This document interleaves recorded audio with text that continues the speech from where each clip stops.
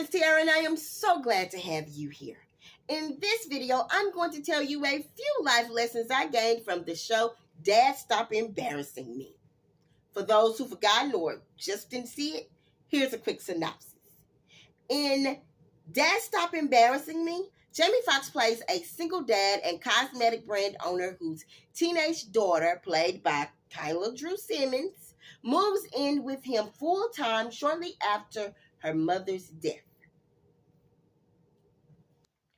Now, I have to preface this video with two reminders. One, I am not a therapist, counselor, psychologist, psychiatrist, or anything else to do with the mental health profession. Two, I am not a police officer, lawyer, judge, social justice activist, or anything else to do with law enforcement. I am just a country black woman with thoughts and opinions that I want to share. So let's get into it. Life lesson number 1. A preference of faith over counseling may be harmful. Sasha believed if she prayed sincerely, her mother would get well. Since her prayer wasn't answered the way she hoped, she believed church was a scam. It can be hard for people to see God during certain hardships, especially when we're talking about death. The loss of a loved one usually challenges one's faith. Quite often, the greater the loss, the harder it is to believe.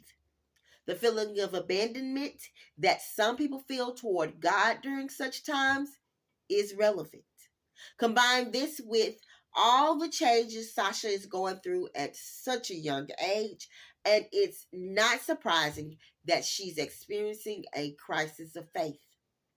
She likely needs help navigating these big changes and all the emotions, thoughts, and questions that come with them. While church and prayer are helpful, they do not take the place of therapy. Firstly, we must consider the multitude of mental health issues that most pastors do not have the wherewithal to help their parishioners navigate.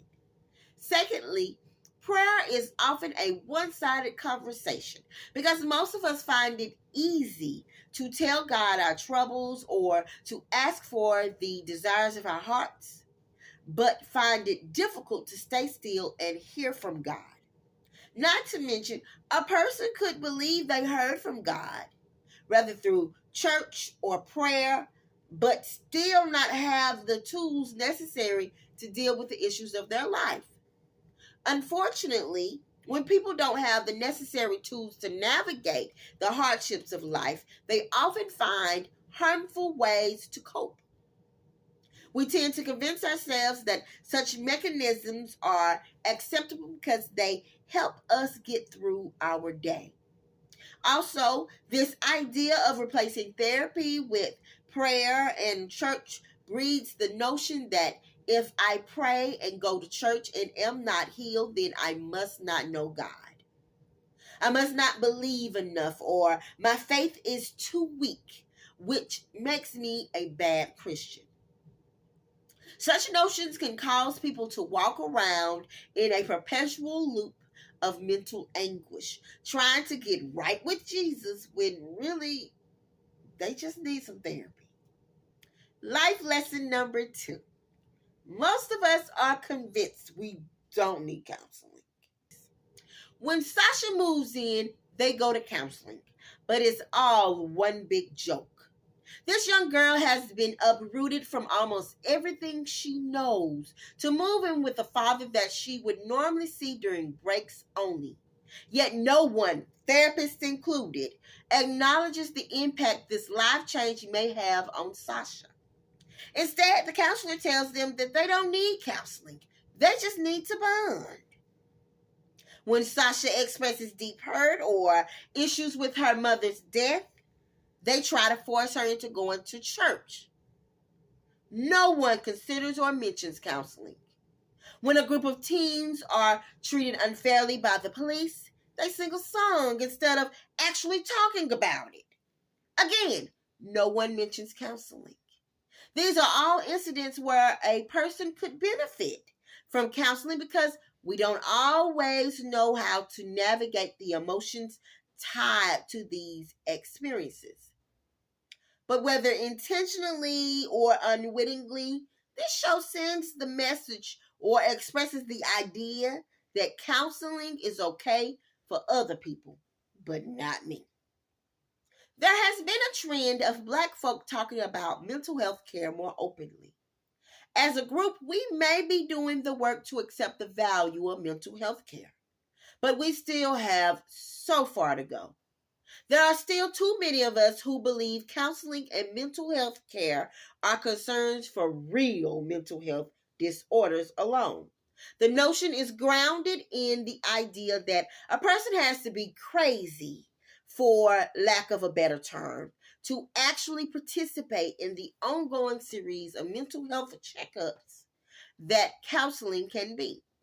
So many of us will never seek out or accept mental health care as long as it is preserved for the wealthy and nuclear bombs like schizophrenia or other mental health disorders. Honestly, as I watched this series, I couldn't help but wonder how much of this supposed work is performative. After all, so many of us will not openly discourage the next person from going to counseling. But how many of us have a plethora of excuses for why we don't have to participate in any form of mental health care? For example, I really do believe we all could benefit from counseling. I find it highly offensive when someone suggests something is wrong with another person's choice to go to counseling. But I have never participated in any formal counseling sessions. Of course, this is not to suggest that I have never had troubles navigating traumatic events, but it is to say I am always able to convince myself that I don't have to go for this. Like many people, I never get around to it. I find other ways to deal, probably some unhealthy ways, because I am a work in progress too. Comment below. Do you think participating in mental health care is still a taboo for most Black folks? Life lesson number 3. The people who get it can't give up and go home. When the police accused Sasha, Zia, and Raheem of being in the wrong place, things escalate quickly. The police officers didn't ask for identification. Raheem wasn't exactly submissive. It could even be argued that he antagonized the police by announcing that his father's a judge. And Sasha said, let's just go in the house like you get to dismiss yourself from an encounter with the police. Needless to say, they didn't handle the encounter the way Black folk are often taught to handle it. Therefore, it's not surprising that Sasha, Zia, Raheem, and Johnny all end up on the ground handcuffed. When it's clear that they have overreacted, neither police officer apologizes to the young Black folk they have assaulted without cause. However, they do apologize to Johnny and mention seeing him at the policeman's ball. In response, Johnny says, I'm no longer a cop. I took an oath to serve and protect. But all I see here is a bunch of bullies with badges and guns, and I'm not about that. This leads to my question. What they do? How does he leaving the force positively change how police officers treat Black and brown folk? Now, it's easy to watch this and say, well, he wasn't that great of a cop anyways. It's also easy to say, that's just one less cop on the streets.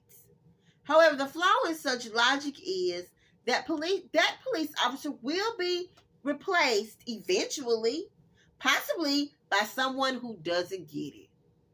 Now, this isn't me advocating for the police. I find few things more infuriating than the injustices that so many of them get away with, all in the name of maintaining peace. And I am aware of the ongoing conversation about defunding the police. But realistically, the police system as we know it isn't going away today. And the last thing we need is for everyone who does see the problem to just give up and walk away. To make matters worse, they go inside and sing a song about it. Don't get me wrong. I'm not suggesting that something's wrong with them celebrating. After all, as a people group, we have laughed and sang our way through a whole bunch of trauma. But such tactics don't lead to healing for all of us, and they surely don't usually lead to real change in the form of policies and laws.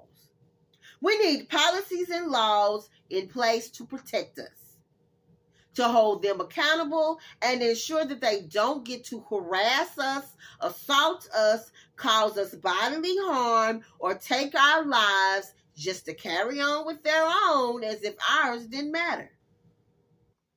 Now I know somebody's watching this wondering, did you like the show? Was it good or not? On a scale of 1 to 5 stars, I give Dad Stop Embarrassing Me 2.4 stars. I appreciate the attempt to be light and airy, but the story is paper thin on more than a couple of episodes. Overall, the show felt a little trite to me, but the show does gain some traction as the season progresses. By the time we get to the last episode of the season, funny things are happening, and the actors have developed a stronger sense of a bond. However, the cop scene is lacking. The range wasn't there for the discussion they were trying to have. Instead of suggesting Johnny is on the wrong side of the fight, it felt like Johnny leaving the fight, especially since he never seemed too invested in the work of social justice in any capacity. With all things considered, I would watch the next season of this show, as long as they find the balance between light and airy and no story at all. I think this show could be the fun Black folk living their non-trauma centered lives comedy that many of us crave to see. Now it's your turn. Don't forget to share, subscribe, hit the bell, and/or tell me your thoughts down in the comments. Did you like the show? Did you learn anything? Or was it just a good time?